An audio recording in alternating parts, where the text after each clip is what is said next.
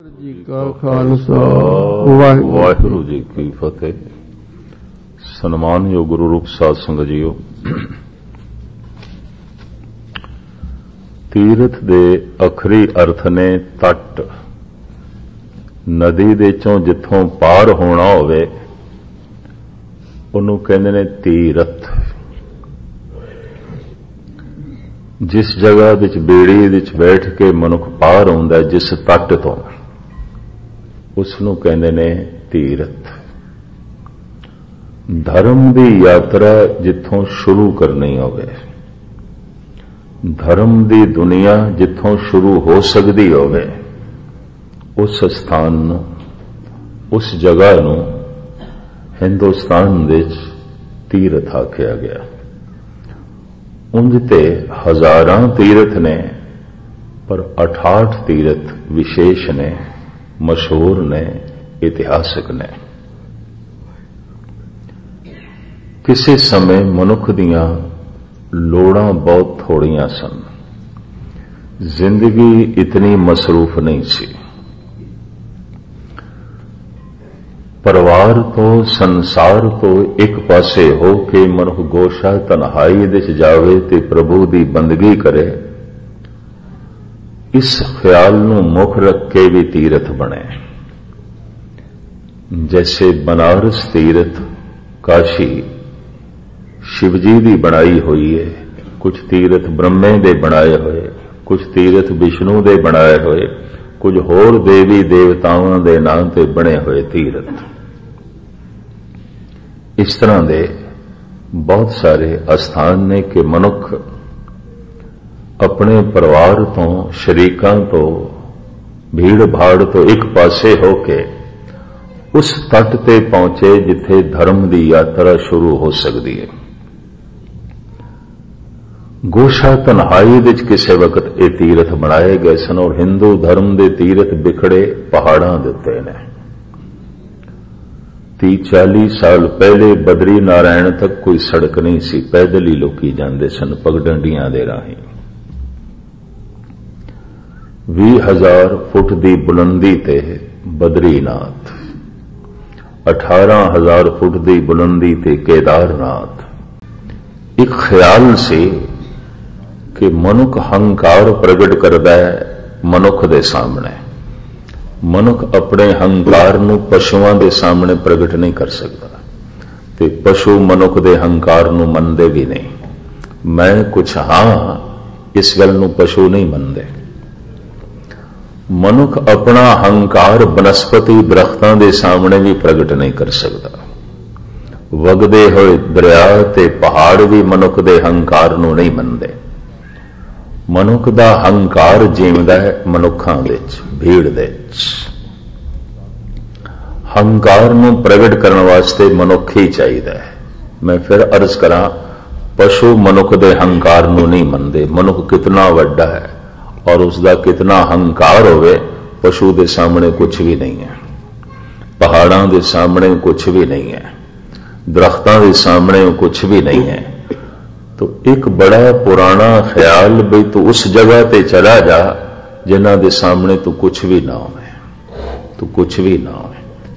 पहले तेरे अंदर ख्याल पैदा हो जाए मैं भी कुछ हां, मैं भी कुछ हां, तो फिर परमात्मा कुछ भी नहीं है। तो कुछ नहीं है ताई किधरे परमात्मा कुछ हो सकेगा। पर मनुख की मूल कमजोरी, बुनियादी कमजोरी अक्सर यही है कि मैं विच जीवदा है, अहंकार विच जीवदा है। अहंकार नूं प्रगट करने वास्ते परिवार चाहिदा है, शरीक चाहिदे ने, मनुख चाहिदे ने। मनुख दा अहंग भाव प्रगट होंदा है मनुखां विच। तीरथ बनाए गए जंगलों विच, जंगल मनुख दे हंकार नूं नहीं मनदे। तीरथ बनाए गए उच्चे उच्चे पहाड़ां ते, पहाड़ मनुख दे हंकार नूं नहीं मनदे। तीरथ बने सरोवरां दे कंढे ते, दरियावां दे कंढे ते, दरिया सरोवर मनुख दे हंकार नूं नहीं मनदे। मनुख दे हंकार दा सिक्का चल सकदा है सिर्फ मनुखां दे च, और वह भी सारे मनुखां च नहीं चल सकेगा। यह भी मैं अर्ज करते हैं। किधरे किधरे चलेगा, किधरे किधरे नहीं चलेगा। तो ऐसी जगह जिथे बैठ के मनुख ना कुछ हो जाए, मैं कुछ भी नहीं, मैं कुछ भी नहीं। पशु भावें मनुख नालों पिछे है, पर पशुओं के सामने मनुख कुछ भी नहीं है। बनस्पति भावें मनुख नालों पिछे है, पर बनस्पति के सामने मनुख कुछ भी नहीं है। पहाड़ों के पत्थर भावें मनुख नालों बहुत पिछे हैं, पर पहाड़ों के पत्थरों के सामने मनुख कुछ भी नहीं है। तू ऐसी जगह ते चला जा जिथे तू कुछ भी नहीं है, ऐसा तेनू एहसास होवे, ऐसा तेनू ख्याल होवे, ऐसा तेनू बोध होवे। मनुख दी सारी साधना, मनुख दी सारी क्रिया, मनुख दा सारा उद्यम इस ते खड़ा है, मैं कुछ हां, मैं कुछ हां, मैं कुछ हां।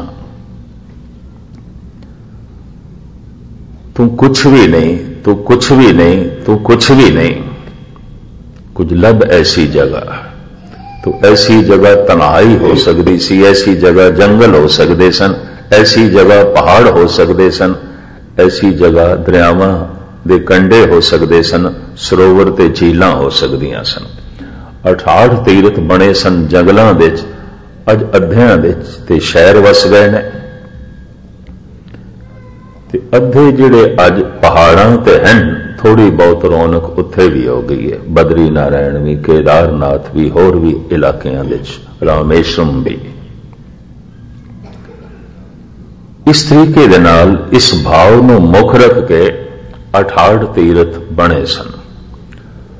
कुछ तीरथ इस ख्याल नाल बने सन कि बिल्कुल संसार तो एक पासे होके मनुख जो बाकी जिंदगी धर्म वाले पासे लाना चाहता है, उस लिए कोई ऐसी जगह बना दी है और उत्थे उस तरह के ही मनुख इकट्ठे होवन ताकि चंगी वाइब्रेशन बने, उत्थे चंगियां लहरां बनन, और उत्थे होर कोई वातावरण ना होवे, उत्थे होर कोई किताब ना पढ़ी जाए सिवाय धर्म ग्रंथ तो, उत्थे होर कोई दुनियादारी की गुफ्तगू भी ना की जाए, उत्थे होर कोई दुनियावी काम भी ना होवे। ईश्वरी चिंतन, ईश्वरी विचार, अगर ये सब कुछ कर दें मनुख थक जाए तो मौन दे च रहे या आराम करे। इस तरह की जगह कहते ने सऊदी अरब दे च भी एक कस्बा कूफा मेरे पढ़न दे च आया है, उस कस्बे का नाम है कूफा। जेड़े जेड़े लोकी बाकी जिंदगी इबादत दे गुजारना चाहते हैं, बिल्कुल परिवार तो, संसार तो, कारोबार तो एक पासे होके बाकी जिंदगी निरंकार की याद विच बतीत करना चाहते हैं, तो एक कस्बा बनाया गया थे कूफा। कहते मोहम्मद साहब के समय तो चले आ रहा है। उसका सारा खर्चा खान पान का सऊदी अरब की गौरमेंट देती है, और उत्थे उस तरह के लोग रहते हैं जो सिर्फ भजन ही करना है चाहत रख के उथे गए ने, बंदगी करना चाहते हैं। दुनियावी गल नहीं हो सकती और कोई करे उसनूं कढ़ दिता जाता है। कोई दुनियादारी की किताब नहीं पढ़ी जा सकती, उत्थे कोई अखबार भी नहीं, टीवी भी नहीं, रेडियो भी नहीं, कोई दुनिया की गल ना पहुंचे। सिर्फ ईश्वरी विचार, रब्बी बंदगी, कुरान की तलावत करन, नमाज पढ़न, हदीसां पढ़न, इतिहास पढ़न, साधना करन। इस तरह ही बनारस वसाई सी शिव जी ने, जिन्हां दे हिरदे च बैराग पैदा हो गया, त्याग पैदा हो गया, जिन्हां दे सामने ये समझ आ गई है जगत कुछ भी नहीं और मैं जगत नूं की हंडाना सी, जगत मैनू हंडा गया है, जगत ने मैनू वरत लिया, मैं पदार्थां नूं की वरतना सी, पदार्थ मैनू वरत गए ने। ऐसा ऐसा ख्याल जिन्हां दे अंदर पैदा होया है, जैसे भरतरी कहते ने भोगई ना भुगता वही मैं भुगता, मैं भोगा नूं नहीं भोगया, भोगा ने ही मैनू भोग लिया, मैनू खत्म कर छड़े। ऐसा भरतरी कहता है। जिस जिस भी सियाणे मनुख दे अंदर ऐसा ख्याल आउंदा है कि मैं समय की वरतों नहीं करता, समा मेरी ही वरतों कर लैंदा है। मैं पदार्थां नूं नहीं भोगदा, पदार्थ ही मैनू भोग लैंदे ने, मैनू खत्म कर छड़दे ने, क्योंकि पदार्थ ते रहिंदे ने, मैं नहीं रहिंदा। समा ते रहिंदा है, मैं खत्म हो जांदा। तो मैं किस तरह कहां कि मैं समय की वरतों करदा? अगर मैं समय की वरतों करदा तो मैं होना चाहिए, समा खत्म होना चाहिए, समा रहिंदा है, मैं खत्म हो जाना। अगर मैं पदार्थां की वरतों करदा तो पदार्थ खत्म होने चाहिए, मैं होवां, पर नहीं, पदार्थ ते रहिंदे ने, मैं खत्म हो जाना। इसनूं भरतरी कहंदे ने, मैं भोगा नूं नहीं भोगिया, भोगा नहीं मैनू भोग लिया। मैं समय की वरतों नहीं की, समा ही मैनू वरत गया। ऐसा ऐसा ख्याल जिन्हां दे अंदर पैदा होया ते बैरागमई बिरतियां पैदा होईयां, ऐसे मनुखां दा इकट्ठ कीता सी शिव जी ने बनारस दे विच, भी इत्थे बैठ के जप तप करो। इतना तो पता चल गया कि समय ने साडी वरतों कर ली है, पदार्थां ने सानू भोग लिया। इतनी समझ आ गई, काफी है हिरदे नूं बैरागी करन लई, मन दे त्याग की भावना नूं पैदा करन लई। उस जमाने च इस ढंग दे तरतीब अनुसार 68 तीरथ बने, जो देवी देवतावां नाल अवतारां नाल संबंधित ने। कुछ तीरथ ऐसे कि उन्हां स्थानां ते किसी परम पुरख दा जन्म होया, जैसे अयोध्या राम दा जन्म होया, मथुरा श्री कृष्ण दा जन्म होया। साडे गुरुओं दे स्थान लो ननकाना साहब जे तीरथ बनया ते सिर्फ गुरु नानक देव जी महाराज दे प्रकाश करके। पटना साहब तीरथ बनया ते धन गुरु गोबिंद सिंह जी महाराज दे प्रकाश करके। हजूर साहब तख्त बन गया, तीरथ बन गया गुरु गोबिंद सिंह जी दे ज्योति जोत समान करके। प्रभास तीरथ बन गया गुजरात दे श्री कृष्ण दे अंत करके, उत्थे शिकारी ने बाण मारिया सी, तीर लगया सी। कृष्ण दा अंत प्रभास दे च होया गुजरात दे च, सोमनाथ मंदिर तो थोड़ी जी दूरी थे। तो खैर मुख्तसर जो है मैं अर्ज करा, किधरे परम पुरख ने बैठ के साधना की है, किधरे उसका जन्म होया, किधरे उसका अंत होया, वो भी तीर्थ बनाए। अक्सर तीर्थ विशेष तौर पे बनाए भी गए, जैसे शिव जी ने बनारस बनाई। एक ऐसे बंदियां दा शहर वसाया सी जिन्हां दे अंदर त्याग की भावना पैदा हो गई है, बैराग पैदा हो गया। उत्थे बैठ के बाकी जिंदगी नूं परमात्मा वाले पासे जो है लाण। भगत कबीर कहते हैं, नावन को तीरथ घने मन बौरारे, पूजन को बहुदेव कहो कबीर छूटन नहीं मन बौरारे, छूटन हर की से।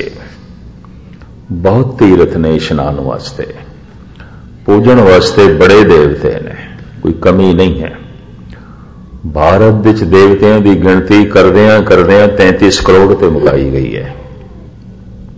शिव जी देवता है, विष्णु देवता है, इंद्र देवता है, अग्नि देवता है, ब्रह्म देवता है। इस तरह के ऐसे ऐसे पुरुष जिन्हां दे अंदर दिव्य ज्योति पैदा हुई, कुछ ज्ञान पैदा होया, उन्होंने देवता कहते सन। जिहड़े अंधेरे च रहिंदे सन, मूढ़ सन, मूर्ख सन और शैतानियत दे हर वक्त गलतान रहिंदे सन, उन्होंने दैत के करके आख्या। तो गिनती करदियां करदियां 33 करोड़ ते ले गए। खैर लमकाइए ना, तीर्थ उस जमाने च बनाए गए कि मनुख परिवार तो संसार तो एक पासे होके कुछ समा अपने जीवन बारे सोचे। परिवार तो एक पासे होके, संसार तो एक पासे होके मनुख सोचेगा कि मैं कुछ नहीं आ, मैं कुछ नहीं आ, और परमात्मा ही सब कुछ है। नानक हुक्मे जे बुझे ताहाओ मैं कहे न कोय। मनुख दे कोल जिहड़ी सब तो वड्डी मैल है यही है, हाओ मैं हाँ, मैं हाँ, मैं हाँ। ये मैं हां धुल जाए तो फिर तू है तू है तू है, इस तरह पैदा हो जाता है। वो जो तू है परम आनंद है, वो जो मैं हां परम दुख, परम चिंता। तू है वो परम रस है, मैं हां बड़ी बेरसी, बहुत बेरसी, सिवाय बेरसी तो कुछ नहीं। मनुख दे कोल की है सिवाय बेरसी तो। तू है परम प्रकाश, मैं हां परम अंधेरा। यकीन जानो मनुख दे कोल ना समझी तो इलावा होर की है, अंधेरे तो इलावा होर की है, भटकना तो इलावा होर की है। तू है परम शक्ति, मैं हां यकीन जान है ते परम कमजोरी, पर मनुख कबूल नहीं करता। है ते अंधेरा, मनुख कबूल नहीं करता। है ते बेरसी, मनुख कबूल नहीं करता। है ते परम दुख, मनुख कबूल नहीं करता। और कही जाता है मैं हां। और इस मनोविज्ञानिक नुकते में समझना, जितना मैं हां वधदा जाता, दुख भी वधदा जाता है, बेरसी भी वधदी जाती है, कलेश भी वधदा जाता है, संताप भी वधदा जाता है। उतनी मिकदार विच दुख वध जाता है जितनी मिकदार विच मैं हां वध जाता है। उतनी मिकदार विच चिंता वध जाती है जितनी मिकदार विच मैं हां वध जाता है। उतनी ही मिकदार विच बेरसी वध जाती है, संताप वध जाता है जितनी मिकदार विच यह वध जाता है मैं हां।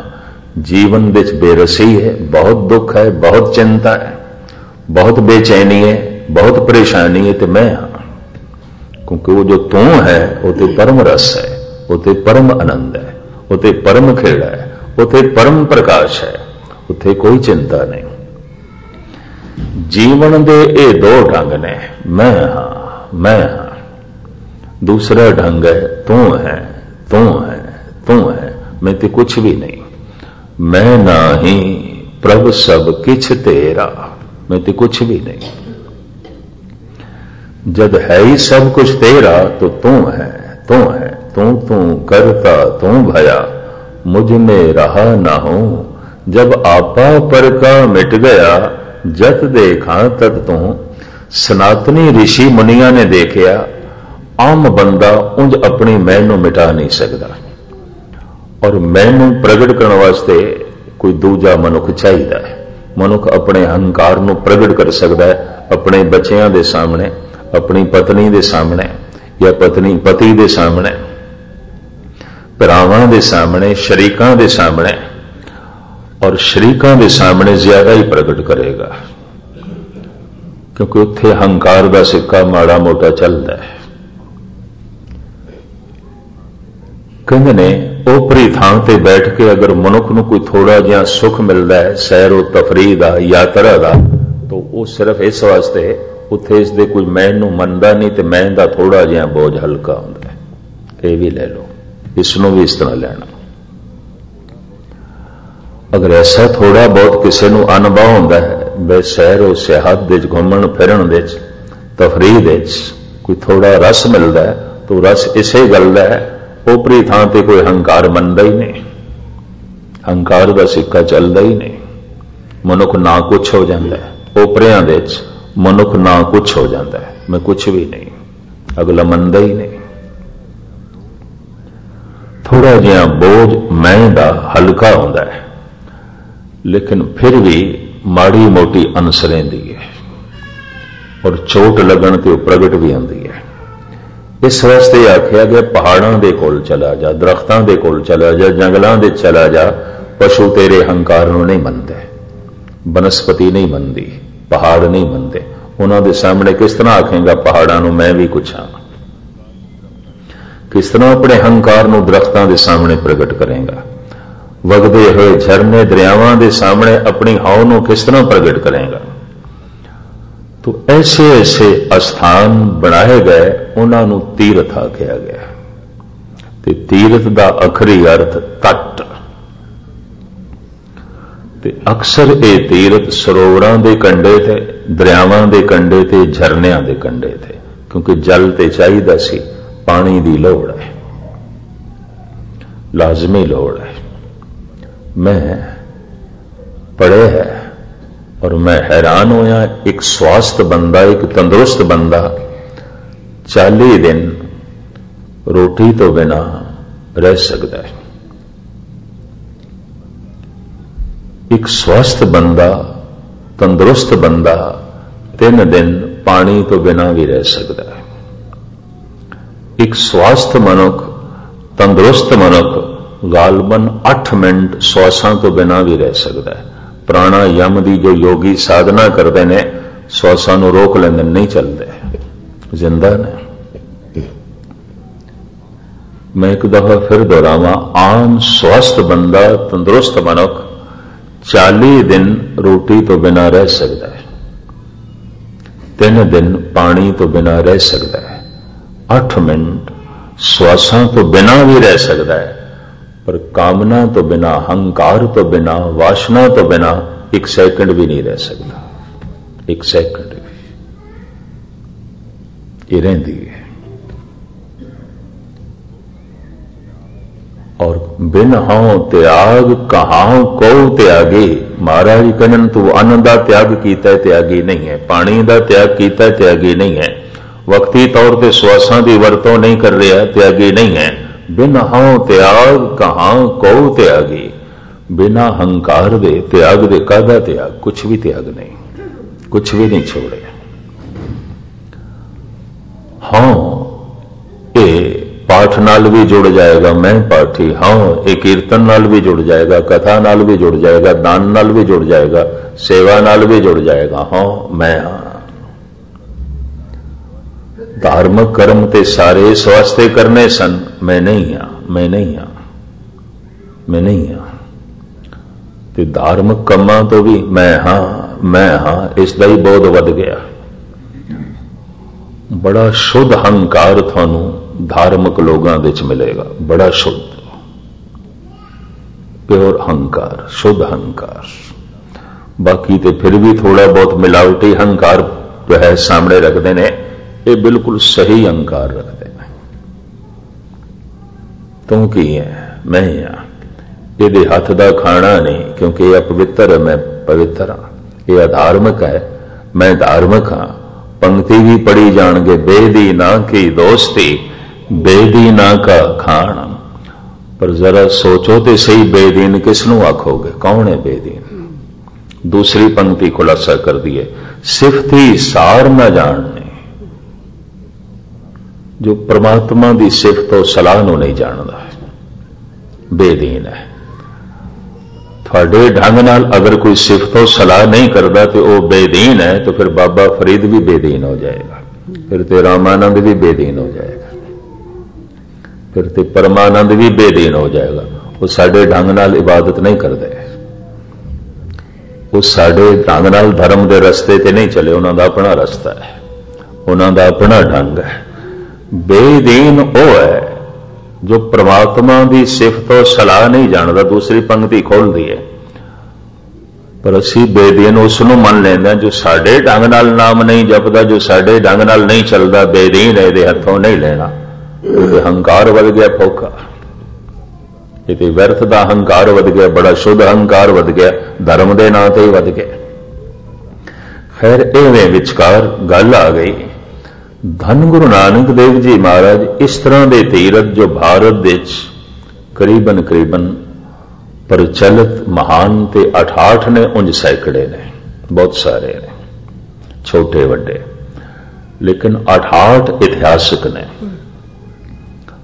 उन्हां दे नाल बड़ी वड्डी महिमा जुड़ी हुई है। प्रयागराज है, हरिद्वार है, रुद्र प्रयाग है, करण प्रयाग है, देव प्रयाग है, बद्री नारायण है, केदारनाथ है, मानसरोवर है, रामेश्वरम है।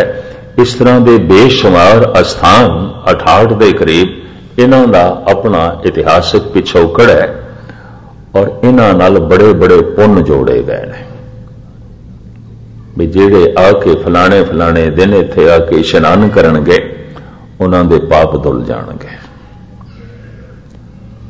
ਉਹਨਾਂ ਦੀਆਂ ਕੀਤੀਆਂ ਹੋਈਆਂ ਗਲਤੀਆਂ ਧੁੱਲ ਜਾਣਗੀਆਂ, ਸ਼ੁੱਧ ਹੋ ਜਾਣਗੇ, ਪਾਵਨ ਹੋ ਜਾਣਗੇ, ਪਵਿੱਤਰ ਹੋ ਜਾਣਗੇ।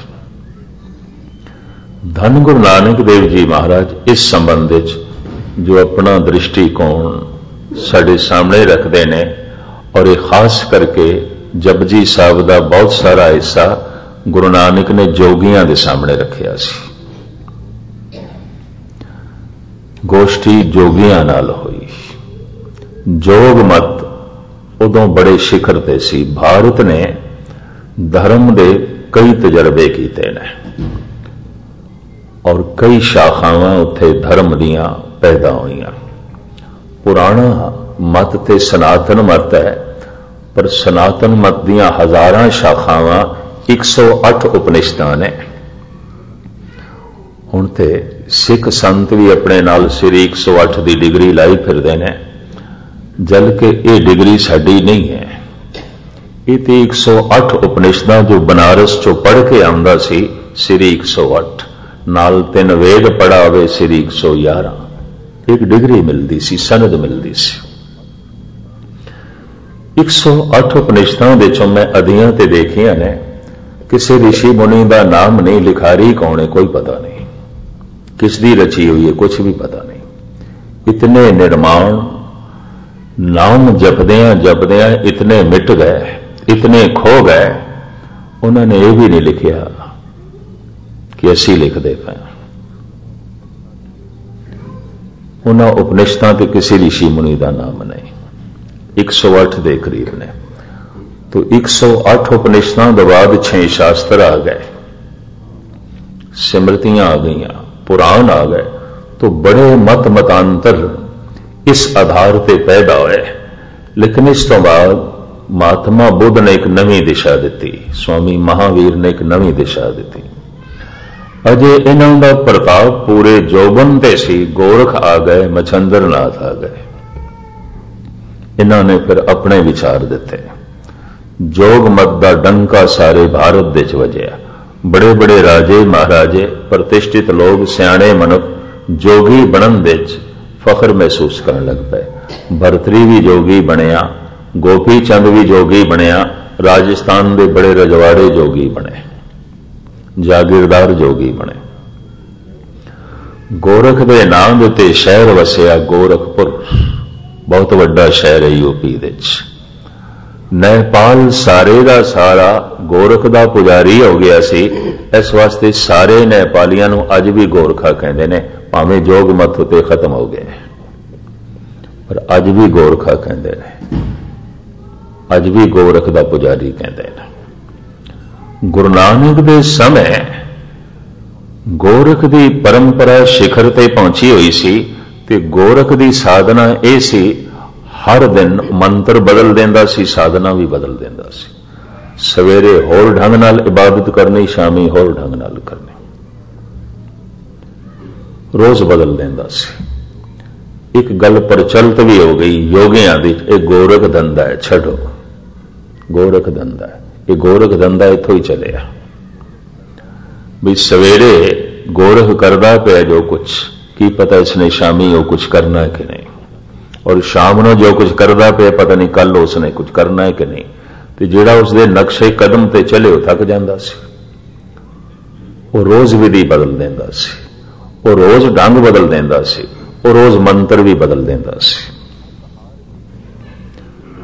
थक हार के कई औखे होके कह देंदे सन ते निरा ही गोरख धंधा है, छड्डो। अज भी जिहड़ी गल समझदे च ना आवे ते गुंझल पै जाए, भारत विच अज भी कहंदे ने ते निरा ही गोरख धंधा है, छड्डो, ये गोरख धंधा है। पर गोरख की अपनी परंपरा सी, गोरख का अपना ढंग सी। मुतासर उसने बथेरिया नूं कीता। इस तो बाद भगती की लहर चली, रामानंद दे नाल, परमानंद दे नाल, भगत कबीर दे नाल, भगत नामदेव दे नाल, त्रिलोचन दे नाल बड़ी व्यापक पद्धर ते भगती की लहर चली। योग मत ठंडा पै गया, योगियां की किधरे किधरे गल रह गई।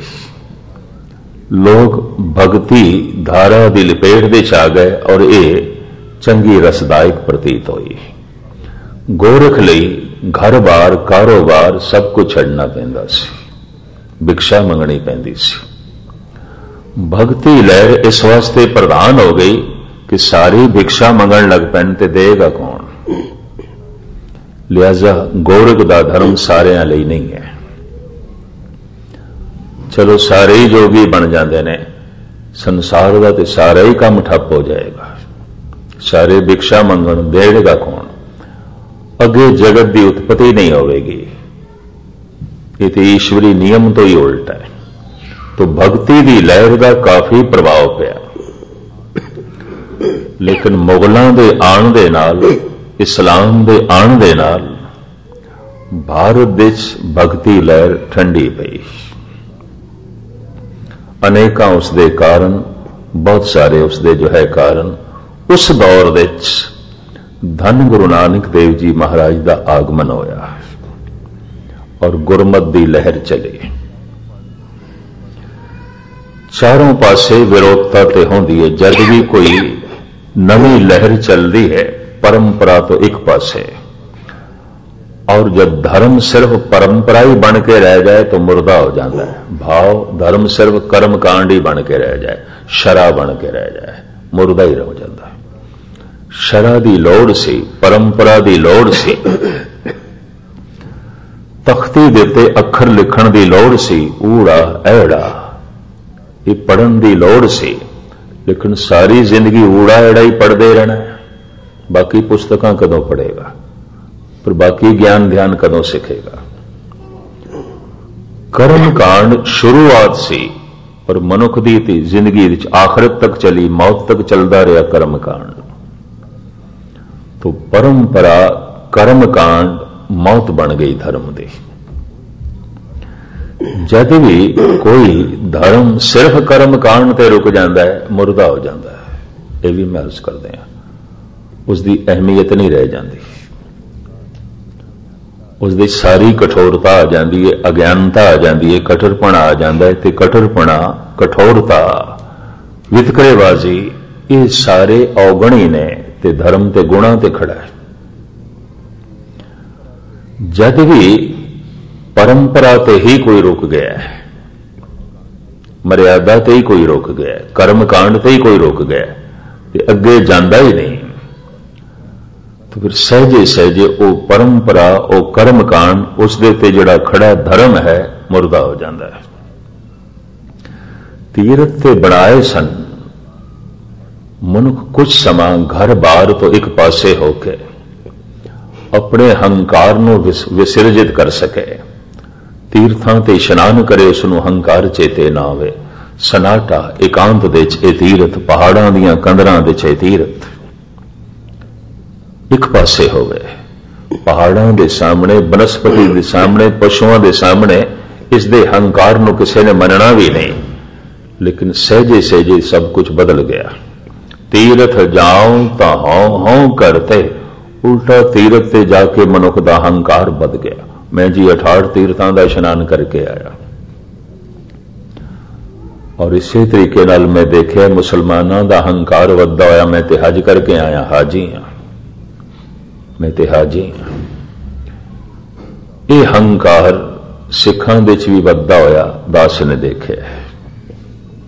तीरथ ते सन, धो छड़ हंकार नूं, मिटा दे हंकार नूं। इस वास्ते गुरु नानक ने बड़ी सोहनी विचारधारा इस पौड़ी विच दिती है, जो गालबन जपजी साहब की 6वीं पौड़ी है। तीरथ नावा जे तिस भावा, विण भाणे के नाए करी। यही तीर्थां दा इशनान है कि जे उसनूं पा जाइए, परमात्मा नूं पा जाइए। ते भांदा कौन है? जिसनों उसकी रजा चंगी लगती है। हुक्म रजाई चलना, पिछोकड़ नूं जोड़ना पेगा। हुक्म रजाई चलना, नानक लिखिया नाल, उसकी रजा तेरे नाल लिखी हुई है। तू बच्चा है, जवान होना है, ऐसा उसकी रजा है। तू जवान है, बुढ़ा होवेगा, ऐसी उसकी रजा है। तू बुढ़ा है, मरेगा, ऐसी उसकी रजा है। ये उसका हुक्म है, ये उसका नियम है। कि जे मरना हुक्म है, जमना हुक्म है, जीवना हुक्म है, तो जीवन विच दुख सुख भी उसका हुक्म है, ये भी उसका हुक्म है, ये भी उसकी रजा है। मनुख कुछ नूं कबूल करता है, कुछ नूं नहीं कबूल करता। जब इस तरह दुविधा विच आउंदा है तो परमात्मा भी उसनूं नहीं कबूल करता, क्योंकि परमात्मा नूं नहीं कबूल करता। परमात्मा नूं कबूल करना की है, उसकी रजा नूं कबूल करना। परमात्मा नूं मनना की है, उसकी रजा नूं मनना, उसदे हुक्म नूं मनना। हुक्म नूं मनदे ही, रजा नूं मनदे ही, रजा विच जीवदियां हंकार विलीन हो जाता है। नानक हुक्मे जे बुझे तां हौ मैं कहे ना कोहे। महाराज कहते हैं यही तीर्थां दा इशनान है जो उसनूं पा जाइए।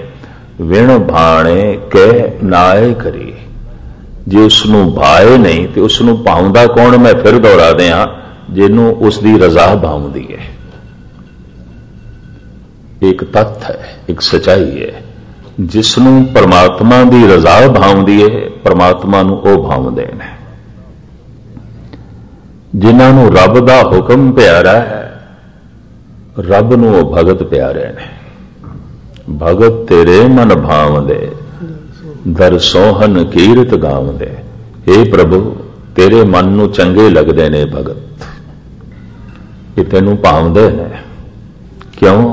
वो तेरे बाणे च जीवदे ने, वो तेरे बाणे नूं मनदे ने, कि तैनूं वो भावदे ने। वो तेरी रजा नूं मनदे ने।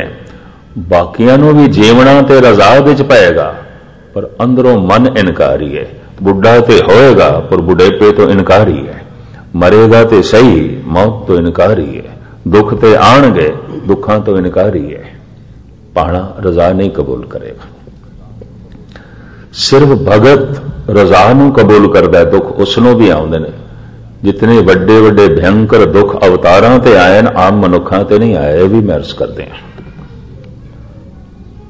ਜਿਹੜੀ बेड़ी सागर दे चाहे किसी दी भी है, चाहे उस बेड़ी च भगत बैठे न, संत बैठे न, दुनियादार बैठे ने, सागर दीयां लहरां ते टकराणगियां, हर बेड़ी नाल टकराएगी। दुनियादार वो है जो कहता है लहरां क्यों ने, ये नहीं होनियां चाहिए। ये बेड़ी चलन दे च बाधा खड़ी कर दियां ने। लेकिन संत है, भगत है, चप्पो मार के बेड़ी अपनी चला रहा है, कहता नहीं ऐसा सागर का सुभाव है, लहरां का होना उसका सुभाव है। असी चप्पो मारते जाते हैं, बेड़ी चलाते जाते हैं, लहरां अपने आप कटदियां जाणगियां, टकराणगियां, कटदियां जाणगियां। दुख आएगा भोग लवांगे, सुख आएगा भोग लवांगे।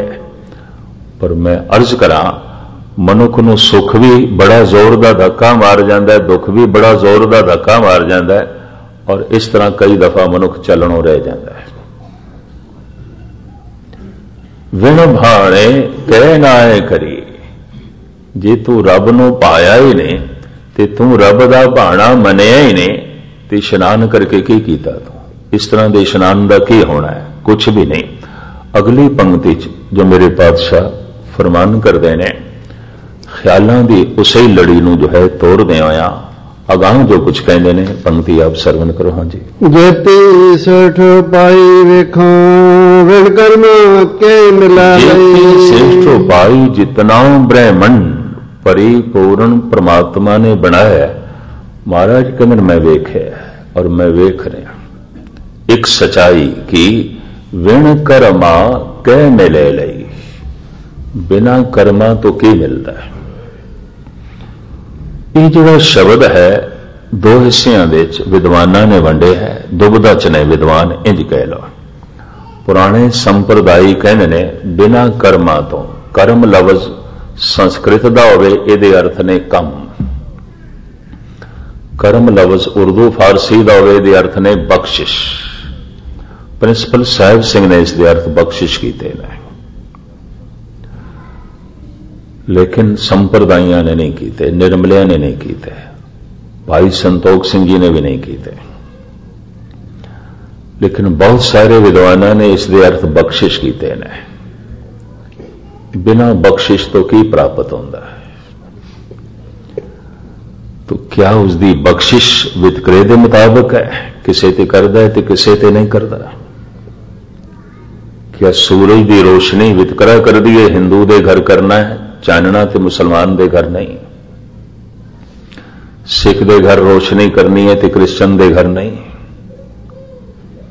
फिर तो शायद सूरज ना होया, कोई दीवा ही होगा किसी का, सूरज ना होया। इत्थों सियाणे पुरुषों ने कहा ये जो कर्म लफ्ज है ये अर्थ बख्शिश नहीं है, ये अर्थ ने कम। परमात्मा के दरबार विच रंग रूप की विचार नहीं आती,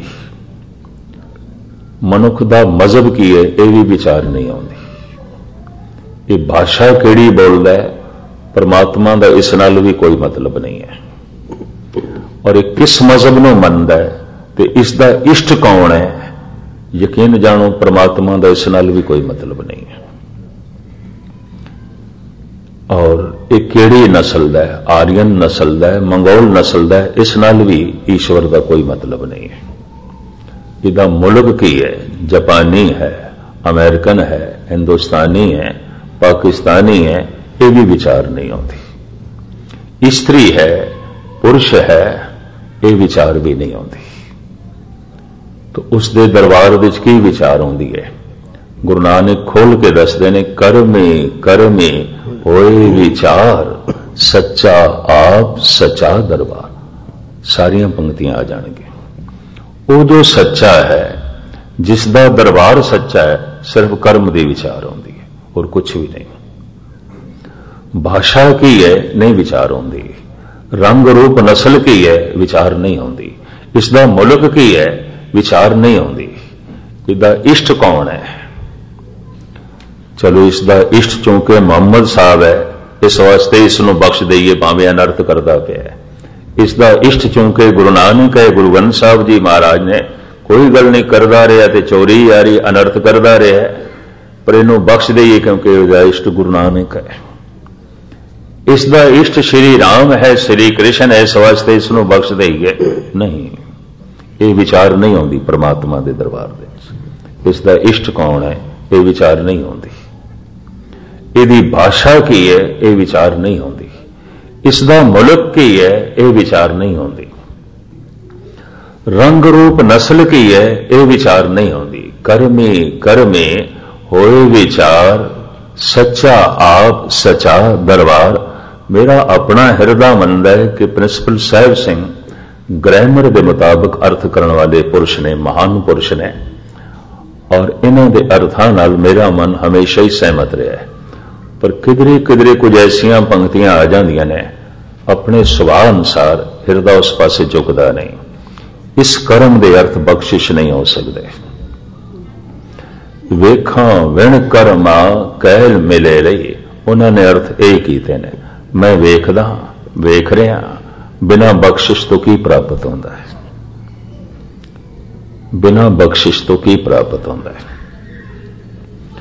तो बख्शिश उसकी किवें आउंदी है, किस तरह आउंदी है? करो जतन जे होए मेहरवाना, बड़ी सोहनी पंक्ति है। कर ऐसा यतन, कर ऐसा उपराला, तू बख्शिश का पात्र बन जाए। उसकी बख्शिश ते हर वक्त हो रही है, सिर्फ सानू अपना कटोरा सीधा करने की लोड़ है। साडा भांडा मौंदा है, बारिश ते हो रही है। साडा घड़ा उल्टा पिया, कुंभ उल्टा पिया, अमृत की धार ते वरस रही है। सिर्फ घड़ा सीधा करना है।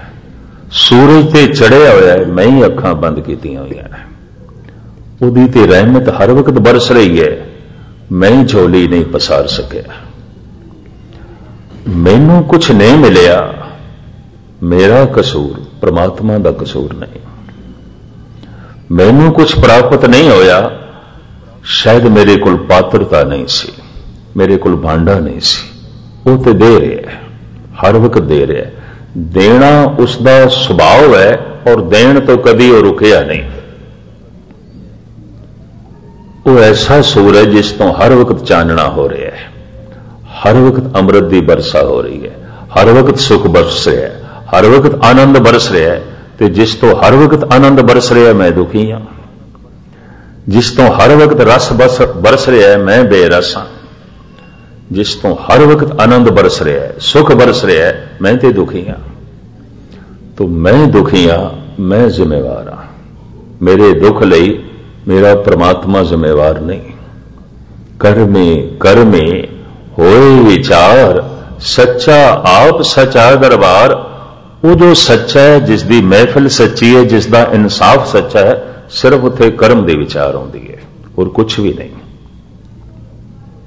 ना मजहब की विचार, ना रंग रूप नस्ल की। धन गुरु नानक देव जी महाराज इत्थे कहन, मैं दोहें तरह के जिहड़े विद्वान ने वो अर्थ मैं थोड़े सामने रख दिते हैं। अद्धे इंज कहते हैं उसकी बख्शिश तो बिना की मिल सकता है। पर कवि संतोख सिंह जी संप्रदायी ज्ञानी, फरीदकोटियां का टीका, महाराजा फरीदकोट ने कोई 50 के करीब ज्ञानी इकट्ठे किए सन उस जमाने और सारा खर्चा 50 ज्ञानियों का गालबन कई साल तक वो देंदे रहे। ये गल वखरी है कि अर्थ करदियां करदियां अखीर दे सिर्फ 13 रह गए सन। 50 दे चों आपस में मतभेद हो जाता सी अर्थां दे च, तो एक कदर उस के चला जाता सी, निकल जाता सी। कहता नहीं, मैं इस नाल सहमत नहीं। इस तरह निकलदियां सिर्फ 13 रह गए सन। 13 ने वो टीका कीता सी जिसनों कहने ने फरीदकोटियां का टीका। हुण पंजाब गौरमेंट ने छाप दिता है, भाषा विभाग ने छाप दिता है, 4 भागां दे विच मिलता है। पर अज दियां संगतां कहंदियां ने इसका भी टीका करना पेगा, जो फरीदकोटियां दे विद्वानां ने टीका कीता उसका भी टीका करना पेगा, क्योंकि समझ च नहीं आउंदा। उन्होंने भाषा वरती है अज तो गालबन 400-500 साल पुरानी जिहड़ी पंजाबी सी वो वरती है, तो वो अज दे पंजाबी बोलण वाले भाषा का रंग रूप बदलता है। टीका करन लग्या उन्होंने पुरानी भाषा रखी है, तो वाकई अज दी पनीरी अज दा नौजवान नहीं समझदा। वो तो कहता टीके का भी टीका होवे तां साडे पल्ले कुछ पवे। यही कारण है कि फरीदकोटियां का टीका बहुत प्रचलित नहीं हो सकिया, बहुत लोग नहीं पढ़ते। प्रचलित होया प्रिंसिपल साहिब सिंह का टीका, या भाई साहब भाई वीर सिंह जी का टीका, या छोटे छोटे टीके एक एक बाणी के जो विद्वाना ने कीते, जपजी साहब दे कीते, सुखमनी साहब दे कीते, ये ज्यादा प्रचलित होए। फरीदकोटियां का टीका अज भी गुमनाम है, सिर्फ कुछ कथावाचक विचारक लोग पढ़ते हैं, स्टडी करते हैं, क्योंकि उस दे ज्ञान बड़ा है, बड़ा संग्रह किया उन्होंने। अगर कोई पुराणों के बारे गल आई है तो 18 पुराण की गल पूरी खोलते हैं। अगर कोई वेदां के बारे गल आई है तो वेदां की गल वो पूरी खोलते हैं। अगर कोई दरूद की गल आई है, इस्लाम के संबंध में कोई गल आई है, तो सारा इस्लाम का निचोड़ उत्थे पेश कर देंगे, टीके च पेश करते हैं। सारी व्याख्या जो है कर देंगे, अर्थ सारे खोल के रख देंगे। वो इतना लंबा टीका, यानी एक एक पोथी काफी वजनी है, गुरु ग्रंथ साहब के आकार जितनी है, और वो 4 ने। उन्होंने कहते फरीदकोटियां का टीका। वो भी किसी हद तक मनते ने एक खेड कर्म दी है, बख्शिश दी नहीं। परमात्मा के दरबार विचार आउंदी है कर्म दी, ते कर्म की जिम्मेवारी सिर्फ मनुख नाल चलती है, पशुओं नाल नहीं, दरख्तां नाल नहीं, पत्थरां नाल नहीं। वो सारी प्रकृति चला रही है। जिवें एक मासूम बच्चा है, मां की उंगल पकड़ के चल रहा है, खुद नहीं चल सकता। दरख्त, पत्थर, पशु, पक्षी, प्रकृति इन्हां दी उंगल पकड़ के चला रही है। प्रकृति ने जैसा उन्हां दा आहार बना दिता है, वही खांदे ने, वही पींदे ने, उस ढंग नाल रहिंदे ने। बजी हुई जिंदगी है। जैसे हाथ पकड़ के जिहड़ा बच्चा चल रहा है, बजिया होया है। और मैं तो इस देश ते यूरोप के कुछ देशों च हैरान हो गया, जिवें कुत्तियां दे गल दे पट्टे पाए होंदे ने, बच्चियां नूं भी पट्टे पाए ने, भावें पिठ दे च पाए ने, पर चलांदे ने नाल। हैरान होया, बजे हुए ने, इधर उधर भज ना जान, दौड़ ना जान। क्योंकि समझ कोई नहीं। कोई पशु साड़ी फसल खा गया है, कोई पशु साडा बाग उजाड़ गया है, असी उसदे ते चोरी का इल्जाम नहीं ला सकते। कर्म की जिम्मेवारी किसी पशु ते नहीं है, किसी पंछी ते नहीं है। तो कोई पंछी साडे घर दे दरखत ते आके आलना बनांदा, साथों नहीं पुछदा मैं थोड़े दरखत ते आलना बनाना वा कि नहीं, इत्थे बैठ जावां कि नहीं। प्राकृतिक नियम के मुताबिक चल रहे हैं। कर्म की जिम्मेवारी पंछियों की नहीं है, पशुओं की नहीं है, पत्थरों की नहीं है, वनस्पति की नहीं है। कर्म की जिम्मेवारी मनुख नाल चल रही है। और मैं फिर अर्ज करा, पागल मनुख भी कर्म का जिम्मेवार नहीं है, जिसके कोल समझ नहीं। समझ नाल कर्म की जिम्मेवारी चलती है।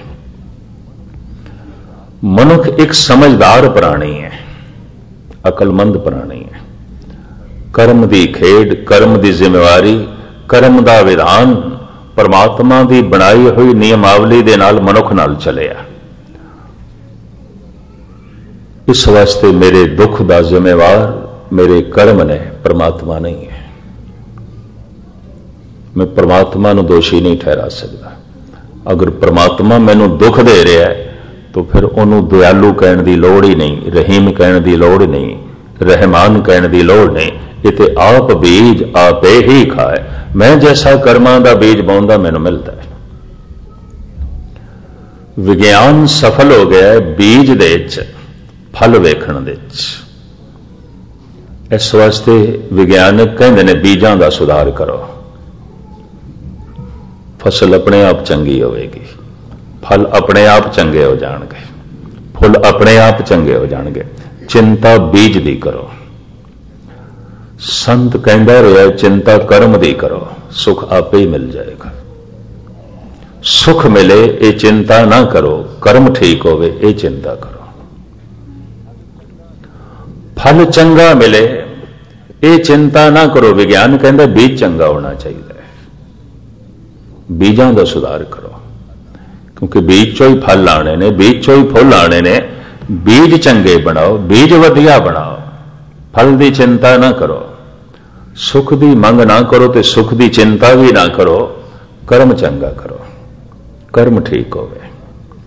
अपने कर्म के प्रति सुचेत हो। क्यों? परमात्मा के दरबार दे केवल कर्म की विचार आउंदी है।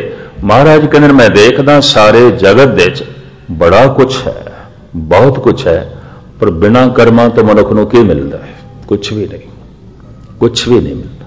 परम रस भी है, परम आनंद भी है, परम खेड़ा भी है, संसार के सुख भी ने, अध्यात्मिक आनंद भी है, पर बिना कर्म तो की मिलता है? वेखा विण कर्मा कह मिले लई। मैं वेखदा बिना कर्मा तो की मिलता है? कुछ भी नहीं मिलता। इसनों मैं चाहना थोड़ा जिहा होर भी खोल देंगे, चूंकि समा हो गया। मैं चाहना इसमें कल थोड़े सामने खोला, गल पूरी खुल जाए, दुबदा विच ना रहे। क्योंकि मैं फिर अर्ज करा, सारे सिख विद्वानां दा मेरे मन दे सत्कार है, उन्होंने अपने अपने अनुभव। अद्धा जगत इंज वंडिया होया नहीं, इसके अर्थ बख्शिश ने। अद्धा जगत इंज वंडिया होया, इहदे अर्थ कर्म ही ने। कर्म लवज संस्कृत का होवे, इहदे अर्थ बनते ने कम। की कर्म करना है, की काम। तो कर्म लवज होवे अरबी, फारसी, उर्दू का, इस दे ते खुदा का कर्म हो गया, प्रभु का कर्म हो गया, बख्शिश हो गई। लवज एक हो गया। भाषा के अंतर दे नाल अर्थां का अंतर पै जाता है। कुछ विद्वान कहते हैं, खास करके अज दे महान विद्वान प्रिंसिपल साहिब सिंह, एक कर्म फारसी का लवज है, संस्कृत का नहीं है। फरीद कोठिए कहते नहीं, ये संस्कृत का है। तो खैर इसकी तह विच जो कुछ गहराई है, थोड़ी बहुत जो समझ चाहिए, गुरु ने कृपा की थी, तो मैं कल थोड़े सामने खोलने की निमाणी कोशिश करांगे। फिर अर्थ करके अगलियां पौड़ियां थोड़े सामने आरंभ करांगे, क्योंकि ये पौड़ी कुछ अपने विच ऐसा एक खास भाव रखती है। क्योंकि कई कहने लग पैंदे ने सब कुछ तो परमात्मा नहीं करना है, जदों जपाएगा जपांगे। इसका मतलब है अजे वो नहीं चाहता, जदों उसकी बख्शिश होगी उदों गुरुद्वारे आवांगे, इसका मतलब है अजे वो नहीं चाहता। जदों उसकी रहमत होगी अमृत छकांगे, इसका मतलब है अजे वो चाहता है तू शराब भी पींदा रहे। ਇਹ ਫਿਰ ਉਸ ਅਰਥ ਨੂੰ ਖੋਲੀਏ ਤੇ ਮਨੁੱਖ ਅਰਥਾਂ ਦਾ ਅਨਰਥ ਕਰ ਛੱਡਦੇ ਨੇ, ਉਹਨਾਂ ਲਈ ਕੁਝ ਹੋਰ ਦੇ ਹੋਰ ਦਰਵਾਜ਼ੇ ਖੁੱਲ ਜਾਂਦੇ ਨੇ। ਇਸ ਦਾ ਨਿਖੇੜਾ ਕੱਲ ਆਪ ਜੀ ਦੇ ਸਾਹਮਣੇ ਕਰਾਂਗੇ। ਬੁੱਲ ਚੁਗਦੀ ਸ਼ਮਾ ਸਾਰਿਆਂ ਦਾ ਹਾਰਦਿਕ ਤੌਰ ਤੇ ਧੰਨਵਾਦ। ਪੌੜੀ ਆਪ ਸਰਵਨ ਕਰ ਲੋ। ਵਾਹਿਗੁਰੂ ਜੀ ਕਾ ਖਾਲਸਾ, ਵਾਹਿਗੁਰੂ ਜੀ